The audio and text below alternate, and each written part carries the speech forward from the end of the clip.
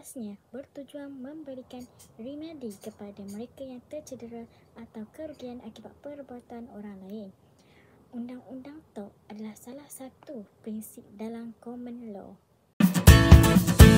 Definisi TOC. Dalam common law, TOC didefinisikan sebagai satu kesalahan sivil yang dilakukan terhadap individu lain yang mengakibatkan kecederaan, kemusnahan harta benda, maruah, mendatangkan bahaya atau mengalami kerugian. Individu yang melakukan kesalahan tersebut boleh didakwa di bawah Undang-Undang TOC dan perlu bertanggungjawab ke atas kesalahan yang telah dilakukan. TOC juga merupakan pertikaian antara individu yang tidak dikenali dan tidak terikat dengan mana-mana kontrak. Kecuaian bermaksud melibatkan bahaya yang disebabkan oleh kegagalan bertindak.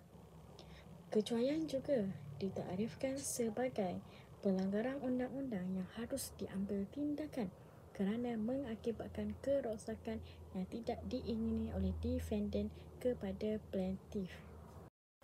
Video kemalangan akibat kecuaian.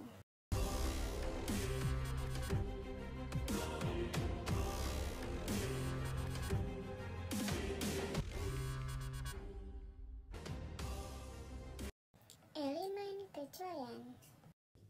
Kecuaian terbagi kepada 3 elemen. Yang pertama, elemen kewajipan berjaga-jaga. Yang kedua, pelanggaran kewajipan berjaga-jaga. Dan yang ketiga, berlaku kerosakan atau kerugian. Saya akan menghuraikan ketiga-tiga elemen tersebut supaya anda semua dapat memahaminya. Yang pertama yang saya akan huraikan ialah kewajipan berjaga-jaga. Kewajipan berjaga-jaga bermaksud sentiasa berjaga-jaga dan tidak mendatangkan kecederaan kepada orang lain serta bahaya dan kerugian. Sebagai contoh, seorang pemandu haruslah memandu dengan selamat agar tidak melanggar pengguna jalan raya yang lain.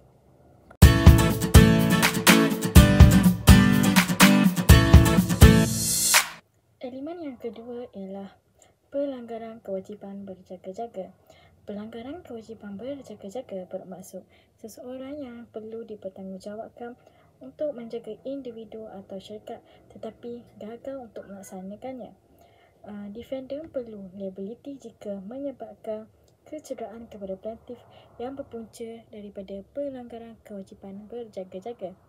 Untuk menentukan defendant itu melakukan pelanggaran kewajipan berjaga-jaga atau tidak, mahkamah akan meminta menjalankan ujian kewarasan iaitu reasonable man test.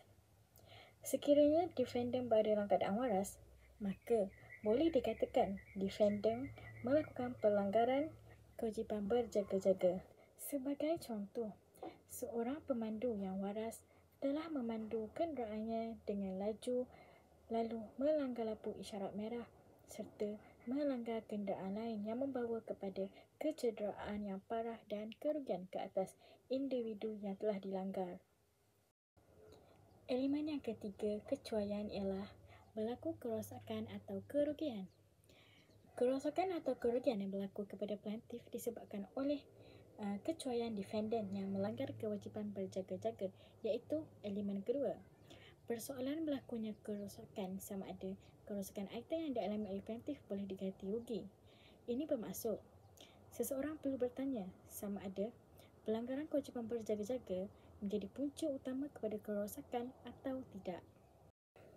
Sebagai contoh, untuk mengesahkan anda mengalami kerosakan atau kerugian akibat kecuaian orang lain yang menyebabkan kemalangan, anda perlu mempamerkan kerugian yang dialami seperti bil membaiki kereta yang rosak, bil rawatan, kos ulang alik perjalanan ke hospital dan lain-lain bukti yang berkaitan langsung dengan kemalangan ke atas anda.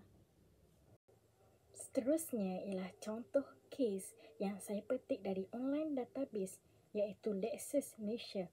Kes berkaitan kecuaian Southern Style Berhad lawan Tenaga Nasional Berhad, UEM Construction Sdn Berhad, pihak ketiga 2016 10 MLG 381.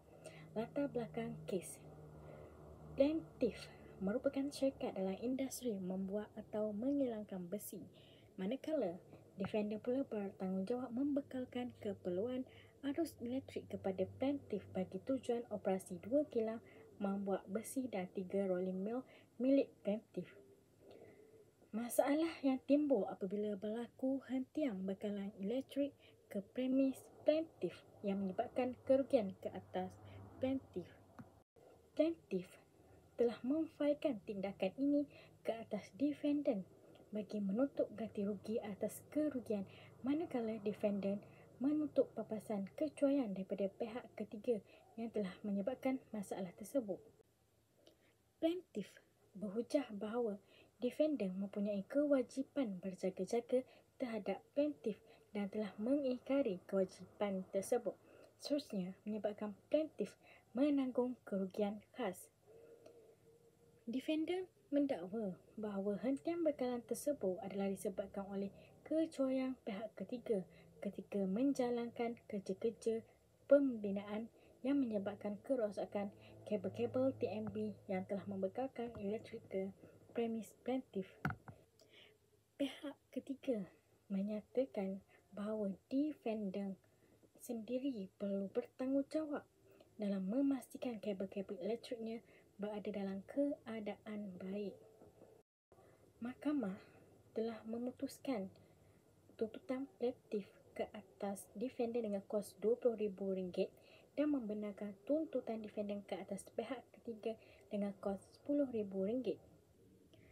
Mahkamah membenarkan plaintiff menuntut defendant dengan kos RM20,000 kerana defendant perlu mempunyai kewajipan berjaga-jaga dengan menyalurkan bekalan elektrik secara berterusan kepada plaintiff, tetapi defendant gagal memenuhi kewajipan tersebut dan mengakibatkan kerugian yang besar kepada plaintiff. Manakala mahkamah membenarkan tuntutan defendant ke atas pihak ketiga disebabkan pihak ketiga cuai secara sumbangan terhadap kemalangan yang menyebabkan kerosakan kepada sambungan kabel TMB.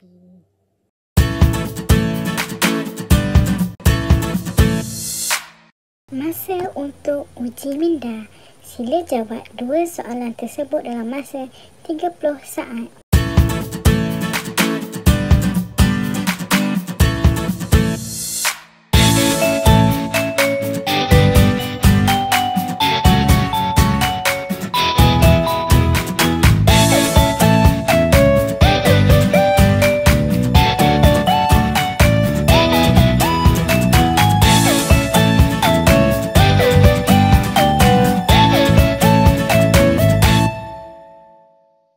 Okey, saya akan menjawab soalan pertama yang berbunyi, terangkan 3 elemen kecuaian untuk menunjukkan seseorang itu benar-benar melakukan kecuaian.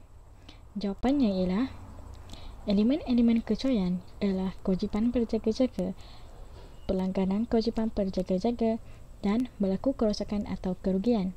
Ketiga-tiga elemen tersebut berkait antara satu sama lain. Oleh hal demikian, elemen tersebut harus dibuktikan dahulu sebelum menjatuhi hukuman atas dasar kecuaian.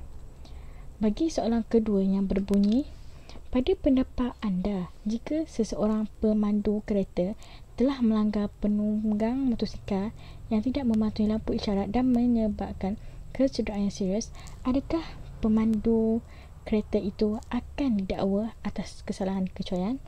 Jelaskan jawapan anda. Okay. Jawapan saya berbunyi, pada pendapat saya, pemandu kereta itu tidak melakukan kesalahan kecuaian. Hal ini kerana pemandu kereta itu mematuhi peraturan jalan raya dan tidak melanggar lampu isyarat berbanding penunggang motosikal yang memenuhi ketiga-tiga elemen kecuaian yang mendatangkan kerugian kepada pemandu lain, kesan daripada kecuaian dirinya sendiri.